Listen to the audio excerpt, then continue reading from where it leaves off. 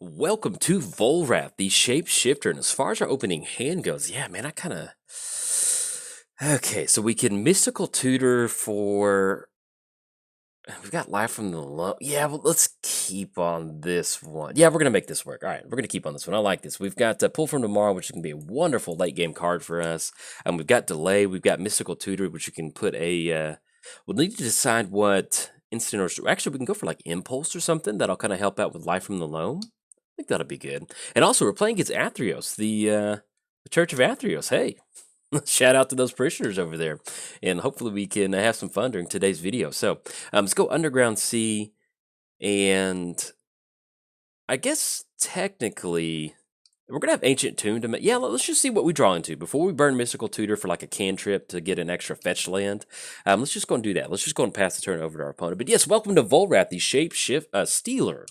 I guess it's technically a shapeshifter still. So at the beginning of combat on your turn, put a -1 counter up to one target creature, then for a 1-mana activation. Until your next turn on Volrath, the Shapestealer becomes a copy of target creature with a counter on it, except it's a 7/5 and it has this ability. Playing against Athreos, God of Passage, Indestructible Devotion 7 turns into a creature. Then whenever another creature you own dies, return it to your hand unless target opponent pays 3 life. So we'll see what sort of fun Athreos shenanigans are in store for us, which I will have Church of Athreos coming out sometime soon. So let's see what we hit for the turn. Let's see if we hit 3 visits. Okay, well, that's not too bad. So we go Ancient Tomb, which does allow us to go for Delay. And we could try to risk it one more time to hit a fetch land on a green source, but I think unless we have something like just super important to go for with Delay, like maybe we want to get the commander tax on Athreos, what we'll probably end up going for is going for Mystical Tutor on a on Impulse, because with Impulse that's going to allow us to look at the top 4 cards of our library, and then that'll allow us to hopefully find a fetch land. And then once we find that fetch land, then we can really go to town with Life from the Loam. This deck really wants to keep making its land drops. So Godsend. Whenever a creature, yeah, that's fine. Yeah, let's go ahead and go for that, because if we don't, we just don't really want to be taking off turns like this. So we're going to go Mystical Tutor. We're going to grab that Impulse. I'm pretty sure Impulse is going to be the best option for us to go for, because where are you, little buddy?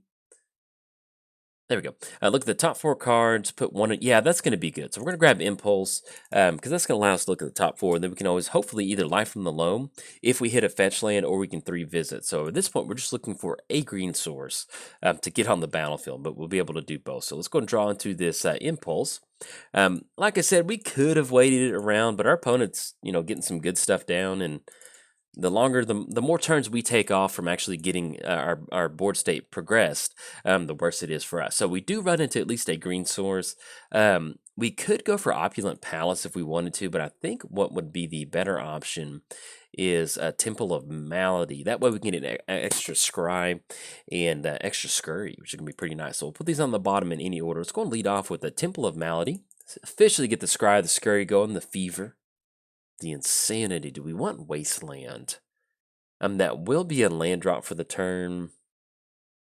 We're looking at 3 visits for. I think at this point we'll actually.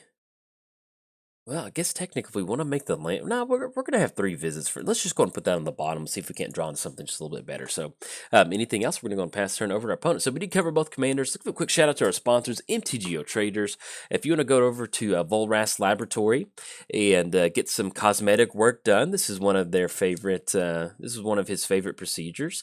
So he'll make you look fresh, really nice. So if that's something that you want to get done, some plastic surgery, head on over to MTGOTraders. Be sure to head over to inkgaming.com. You can use coupon code JOLT to get 10% off anything off the website. So if you want to treat yourself and you hadn't done that in a long time, make sure you treat yourself. And also, last but not least, I started a Patreon. So if you'd like to contribute to the Patreon, there's a link down in the description below. You get your name at the beginning or the ending of the credits. And if you can't do that, hey, no problem. Just tell somebody about the channel. I would greatly appreciate it. So there we go. It's officially free time. Let's have some fun. And this is Volrath. And we'll kind of jump into what Volrath's doing here in just a second. So let's see if we hit a fetch land. That would just be wonderful. Yeah, I guess here's the bummer about this silence is we can delay it. Oh, goodness God. My production assistant Dorothy's underneath the desk. And she started doing this thing where if she wants my attention, she'll just barely put her paw on me. And I just felt something like grab my hand for a second, and then she gave me this look like pick me up. So, all right, so our opponent does have silence.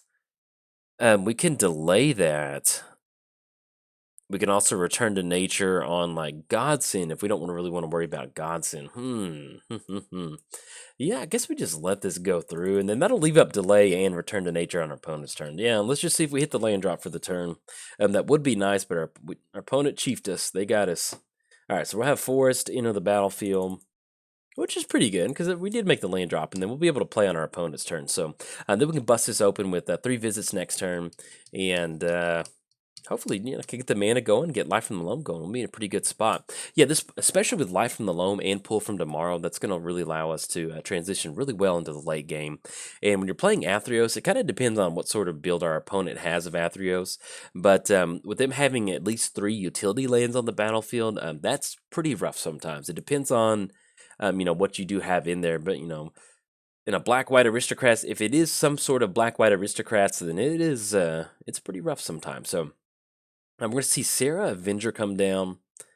Yeah, I think that's okay. I mean, if they want to go for God, we don't have any spot removal right now. And if we go for delay, that's going to delay it for 3 turns. But is that exactly what we would want to use delay for? I mean, it's just a 3/3 in the air, so we'll go and let that go on through. We'll see if they end up going for the Swiftfoot Boots equip. That would be pretty good. And maybe they end up going for the Godsend equip, because Godsend's going to be 3 total mana. So let's see if that's what they end up going for. Either way, I think we still might end up going for Return to Nature on Godsend, just to kind of keep it off the battlefield. Okay, so they're going to go for the Swiftfoot Boots equip. Yeah, that's fine. That's going to give it haste. They're going to be able to swing in for 3. And then, unfortunately, we can't put any counters on it with Volrath, but we'll definitely be able to find some sort of answer for Sarah Avengers. All right, so they're going to swing in for 3. That's going to put us down to 25. And then, I think there's nothing else. Yeah, I'm just going to kick it back over to our turn. So let's see what we run into for the turn. That's going to be Watery Grave, which is nice to see. So we go 3 visits. That's going to be a Forest, and then 1/2 off of Ancient Tomb. Yeah, let's do that. So it's going to be 3 visits. So we're going to grab ourselves a Forest. And I think at this point, since we do have Watery Grave, we're just going to go and grab a Tropical Island. That way it's going to come into play untapped. So we still have 1 mana floating. I think at this point, we just return to nature on Godsend. Just destroy target artifact. Yeah, because whenever it blocks or becomes blocked by one of our creatures, exile one of those creatures. And yeah, let's just go and do that. Let's just go and make sure we don't get that. Because, if they just make it a 6/6, that's not going to be too good for us. So we're going to go for colorless and then 1 green mana. We're going to pop that Godsend, destroy target artifact. We are sitting at 23. We do have a 3 flyer in the air. So I think we might actually end up just going for Watery Grave, putting it into play tapped, and then that'll keep us open on delay. So let's have this come into play tapped and then kick it back over to our opponent. So there we go. We are getting to the point now to where we can cash in a very nice pull from tomorrow. So if we don't find an answer, or at least find some sort of a card that we want to use to lay on, we can kind of set ourselves up for a pretty nice pull from tomorrow, because it's going to be 1, 2, 3, 4, 5. Drawing 5 cards and having to discard 1, especially the Life from the Loam, is not that bad. So if we can make a few extra land drops, we'll certainly go for that. But with them being kind of a little bit bottlenecked on colored mana, if we can just find ourselves a board wipe, we should be in a pretty good position to hold the transition this one into the late game. Okay, so opponent's going to go for a Vault activation. They're going to give Death Touch and Lifelink, which is pretty good. This will put them up to 35, knock us down just a little bit. And but yeah, we'll probably end up going for the Pull from Tomorrow line of play pretty soon, because that 3/3 in the air, we don't want to lose to that, or at least get to a position to where and then Tails the End, which is pretty good option. So we can Pull from Tomorrow for 5. Or we can try to Life from the Loam and start getting our dredge. Yeah, I think Pull from Tomorrow for 5 is going to be a pretty good bet, because if they don't really get a lot of good stuff going, that's really going to allow us to kind of bust this open for next turn. So let's just go and pass the turn. They definitely know we got something in the hand. We've got 5 cards in the hand, and we just passed the turn with a bunch of open mana. So if we can take a hit from 3, and especially if they're getting lifelink, we'll be able to close it. That's one of the good things about Volrath, is even if our opponent does gain a bunch of life, Volrath is a 7/5, and it's kind of a pretty good Sultai commander in that, if you're building kind of not necessarily a good stuff deck, but if you're just getting Volrath down and using it as a threat. It's pretty good. All right, so they're going to go for the Vault activation. Yep, let's go and let that go on through. Swinging for 3 puts us down to 17, and then we'll go for this pull from tomorrow to really kind of get ahead on mana. So swinging in for 3, it's going to put us down to 17, them up to 38, and we'll go for this. Cash in some card draw. Hopefully we cash in something pretty good. That would definitely allow, even if we just hit a fetch land. That's fetch land with Life from the Loam is a great way to make sure that we're just transitioning ourselves into that late game. So let's go pull from tomorrow. All right, so we ran into some lands, which is not bad. We do need to discard 1 card, and I think at this point, Toxic Deluge is going to get rid of Sierra Avenger, so we do need to hold on to that. Tails the End. I think we'll just get rid of Preordain. Yep, that's fine. And we can Worldly Tutor during our upkeep if we wanted to grab a creature. And I think we might end up doing that. Yeah, let's go Worldly Tutor. And what we kind of want to do is we're going to probably grab Murmuring Mystic. Yeah, because we want to start to develop a board state on our side. That's going to be 1, 2, 3, 4. We're going to go ahead and shock in Breeding Pool. And yeah, because that's going to give us just enough mana. So let's shock in Breeding, because that's going to be Toxic, and then we have to, yeah. All right, so we're going to go Toxic Deluge for 3. We just want to stop that flight in the air, because at this point, we're getting to the position to where we're going to start using our life total as a resource, and they haven't been getting anything down. And so we're going to try to kind of grind this one out. Now, if our opponent does have some spot removal, they've got it, but we're going to pay 2 life, go for Murmuring Mystic. We've got some really good answers in our hand. Life, especially, just Murmuring Mystic with Life from the Loam and grabbing lands. It's going to be an extra token every turn. We've got, if we can survive until next turn for Heroic Intervention, that'll really help us too. Being able to protect our board state once we get these tokens down. And then once we keep making our land drop, Volrath is going to be very happy to enter the battlefield and start dealing some damage. Now, as far as any new additions to the deck, I don't think we have. I don't think I made any new additions. I think it's. Oh, we did add Arcane Signet to the deck, but that's kind of something that I'm updating across the different things. But if you haven't seen Volrath before, I really like this build. This is kind of like a Sultai Spellslinger. That's kind of why we went for Murmuring Mystic. I've been really enjoying Spellslinger decks recently. Kaikar really kind of put me into the mood to keep playing decks like that, and so I don't have a Sultai Spellslinger, and it's a little clunky trying to do Sultai Spellslinger sometimes, but with Volrath, it's pretty, utter end. Okay, so they're going to get rid of that. We're having some fun. We're trading some resources at this point, and they're going to go for Lightning Green, so they got double protection for Athreos. All right, so we run into Wasteland. I'm not going to pop our opponent's land. I know this would help us out, but the way I play Commander is I don't really go for colored sources. I go for like utility lands. It's just, it is what it is. So let's have Temple of Deceit enter the battlefield. We're going to go get that Scry going again. Scurry. The Fever. Oh, Frantic Search. Yeah, put that on top in a heartbeat. So we're going to go Volrath. That's going to be 1, 2, 3, 4, 5. Yeah, and that's going to give us just enough mana to leave up a delay. And we can actually sequence it to where that's going to be 1, 2, 3, blue, then black. Yeah, let's have Volrath enter the battlefield, because at this point, we're going to be able to start swinging in. So then anything else, pass it back over to our opponent. So we've got Heroic Intervention in response to something. There's nothing that we can do with a counter, so we're just going to click OK on this and then pass it back over there. So at this point, if we can just, even though we're sitting at 6, as long as we can just come across and deal some pretty good damage, we'll be in a pretty good position. Even if they end up going for Athreos, which will be a pretty taxing effect on our life total, we still have Delay to go for, and then Tails End to kind of stop any sort of shenanigans. But yeah, this is Sultai Spellslinger. Outside of Murmuring Mystic, we do have Fable of Wolf and... can't remember what it's called, but... when it enters the battlefield, put a creature card from your library on top of your graveyard. We could Tails in that Mortuary Mire trigger, but yeah, that's... I'd rather leave up Delay, because we can always end up Delay. Well, if we end up going Tails End on that, and we just keep having Volrath become a... yeah, that's fine. I think we'll let that go on through, because that's what they're going to draw for the turn. Yeah, we can make that work. But yeah, so we got Murmuring Mystic in here as the token enabler. We have Fable of Wolf, and I can't remember what the other part is, but whenever you cast a green spell, I think you get a 2/2 wolf, and then whenever you cast a blue spell, you get a 1/1 bird token.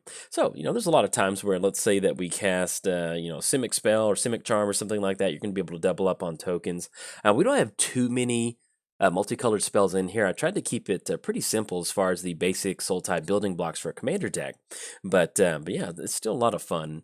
The cool thing about Volrath is if you're a fan of Sultai, Sultai is really good at generating value, and it's kind of hard at closing the game out sometimes, especially in 1 versus 1 commander. Destroy all creatures with converting mana cost 3 or less. Destroy all creatures with converting mana cost 4 or less. So, I think, yeah, this would be a great. Eli, what do you think? Yeah, Heroic Intervention is going to be a wonderful option for that. So, we don't have to burn a counter spell.